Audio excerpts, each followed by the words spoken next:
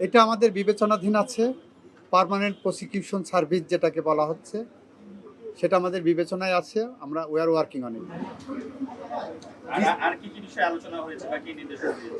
আমাদের এখানে কথা যেটা হলো যে ফিল্ড লেভেলে আইন মন্ত্রণালয়ের অধীনস্থ যে সমস্ত ডিপার্টমেন্ট আছে, সেই ডিপার্টমেন্টগুলোতে কোনো সুনির্দিষ্ট অনিয়ম, দুর্নীতির অভিযোগ থাকলে আমাদেরকে জানাতে বলেছি।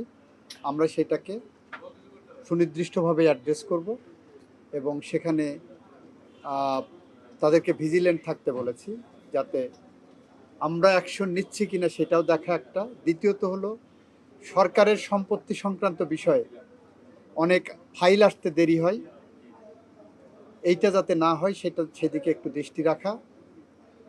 আর তৃতীয়ত হলো যদি ওনারা কোনো কিছু সাজেস্ট করেন সেটা আমাদেরকে জানানোর জন্য, যাতে এটা আমরা ভবিষ্যতে অ্যাড্রেস করতে পারি।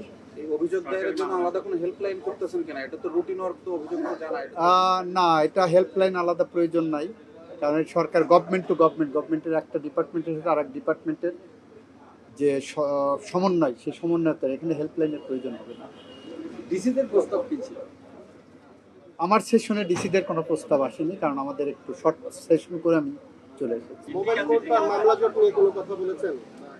বলেছি আমরা মামলা জট কমানোর জন্য কোনো সাজেশন থাকলে সেটা আমরা দেখব।